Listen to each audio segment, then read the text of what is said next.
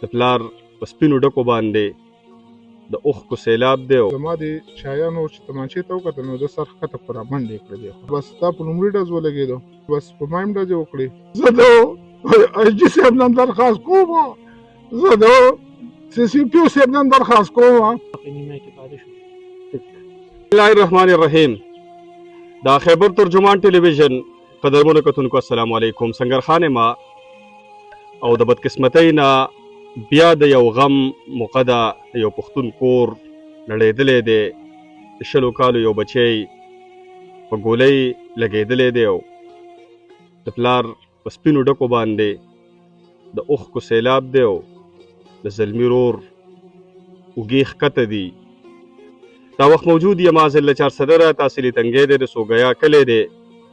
دغه چې څه واقع شوې ده، دغه ماشوم ولې وجلی شوی دی، د هغې دا ما سره والد صاحب ولاړ دی، دغه یې رور دی. د دوی نه دغه تفصیل اورو. السلام علیکم. څنګه دی ستاسو نوم دی؟ زما عماد نوم دی. عماد ستا د ماشوم چې کوم مړ دی ستا رور دی؟ جی دا زما رور. څه واقع څه شوې ده؟ دا واقع داسې شوې وه چې زه خپله پولیس کې نو بس موږ یو ورور مې آرمي کې دی، نیوي کې دی، او زه خپله پولیس کې نو د ده چې کوم ناملزم دی نیک عمل شاه، د ده دا شک و لکه دوی ایسو بس غلط اکټیویټیز کې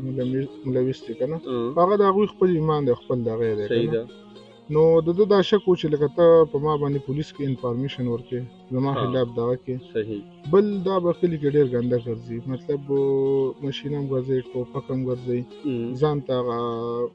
سوشل میډیا نه مشهور نه دی ګنده موسی، هغه ځان ته وایي که نه. بل زمونږ کلي کې ډېر الیګل اکټیویټیز کې دا انوالو خو لکه موږ ویل چې دا به دا بوردار بوټی دی موږ ورته دغه نو خو لکه ده په موږ دا شک و چې لکه دا مخبري کوي پولیسو له ته خپله پولیسوالۍ مخبري کوي که نه، دا شک و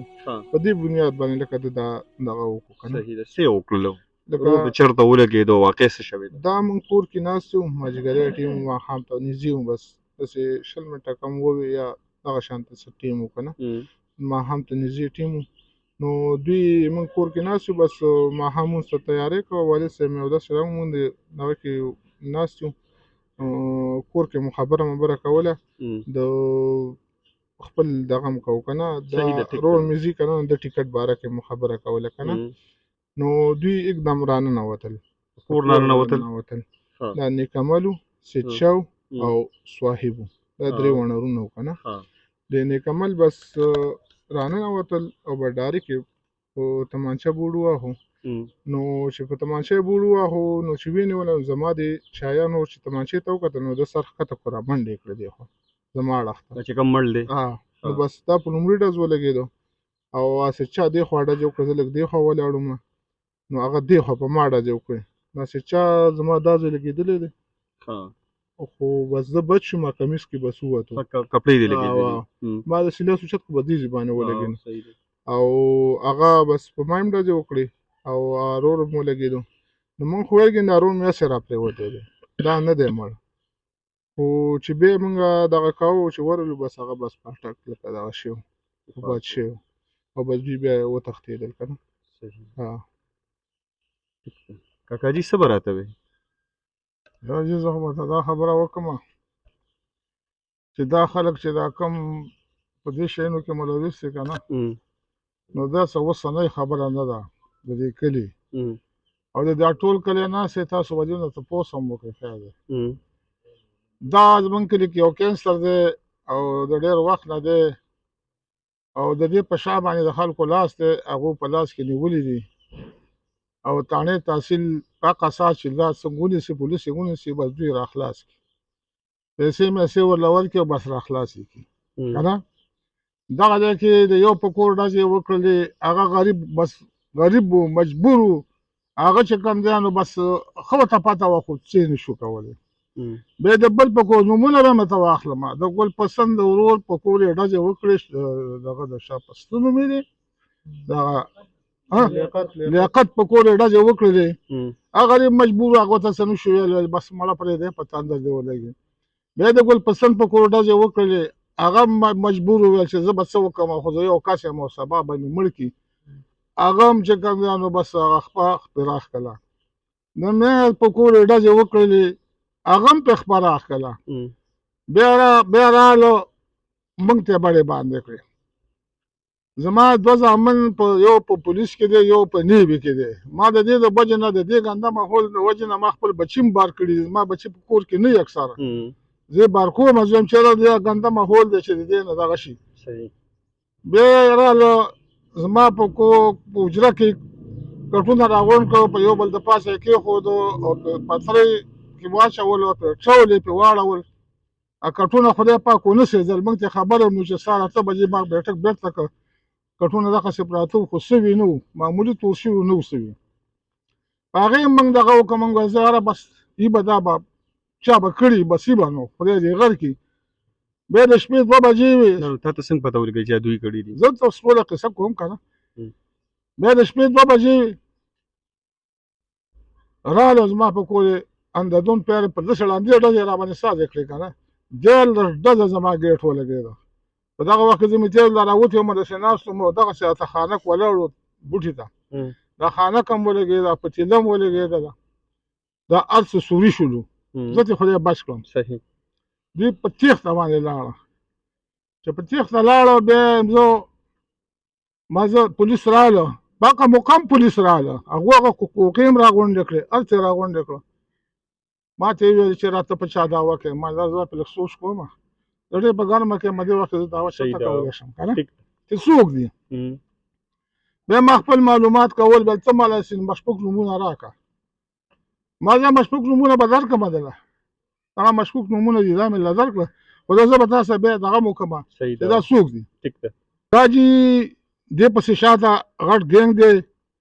دا ساتي د دې دپاره ساتي چې په دې کلي کې ورانۍ کوي دا ټول کلی پې پوه دی د چا بوټي والي دې کلي کې به تاسو ته خلک ومه د چا ګني ریبلي دي د چا واړه واړه بوټي ریبلي دي د چا په کور ډزې کوي دې کلي کې یو سړی هم په حیا کې نه دی پاتې شوی دا زموږ کلي کې داسې کینسر دی چې زه درته دا نشم ویلی زموږ کلي کې ټول غریب خلک دی د دې دغه طاقت یې نه کېږي چې سبا به مې پولیس شرموي دوی سره پیسې دي موږ غریبانان یې پولیس به هم شرموي موږ به څه وکړو دغه ځای کې زما یو بل ورور دی د هغه کټونه یې نېغ ته غورځولي وو د شپې نېغ ته کټونه غورځولي وو هغه ښکته ځای کې بیا چا رانیولي دي کټونه خو دا دي دا زموږ دپاره یو غټ کینسر دی کلي کې دی زه د اعلی افسرانو نه درخواست کوم زه د ډي اس پي صاحب نه هم درخواست کوم زه د ډي پي او صاحب نه هم درخواست کوم زه د آی جي صاحب نه هم درخواست کوم زه د سی سی پي او صاحب نه هم درخواست کوم چې دا ظالمان د دې کلي نه ورک کړي دوی له دې سزا ورکړي ولې پرې دا خلک دغه کوي پولیس شته په دې علاقه کې حکومت شته دی قانون شته دی او داسې لوبې په کلي کې کېږي چې شریعام دغه ځای کې څوک چې ماشوم چې په قرار نشي تللی وښي وي ټکی راوي ټکی وي وښي تمانچه دغه ځای کې پرون چا د کور د موټرسایکل د کور د مخې نه ترې اخیستی دی وایي ته مانه واله ځه ته مانه واله دا نه ما په زور بوته دا خو قانون دی ملک قانون شته ملک افسران شته دی زما د ټولو افسرانو ته دا درخواست دی زما وزیر اعظم ته هم دا درخواست دی زما سی پی او صاحب ته هم دا درخواست دی زما وزیر اعلی ته هم دا درخواست دی زما ډي پي صاحب ته هم دا درخواست دی زما سی چو ته هم دا درخواست دی چې خدای ته وګورئ د دې ظالمانو مخه ونیسئ یعنې په دې ملک کې به ډېر زیات وراني به شروع شي زما شکر دی زامن شته دی که زه مو له داسې وسله ورکړم چې شا به شروع پرې وکړئ نو بیا به تاسو له هم چل نه درځي ځکه چې دا خو د عمل نور هم خرابېږي دا کلی خرابېږي خبره هم دغه ده اصلي خبره دا ده چې دا ظالمان دي د دوی په شا باندې د دغه کسانو لاس دی او هغوی چې کوم دی نو لوبۍ را لوبۍ دا پیوله دا باندې تباه وکړه دا وکړه دا وکړه دلته پیسې ورکړي او راخلاص یې کړي چې لاړ شي بیا راخلاص کړي زما د ټولو افسرانو ته دا درخواست دی ټول پاکستان ته مې دا درخواست دی وزیر اعظم پورې مې دا درخواست دی چې خدای ته وګورئ موږ خو غریبانان یو په موږ باندې رحم وکړئ زموږ حفاظت دا ستاسو فرض دی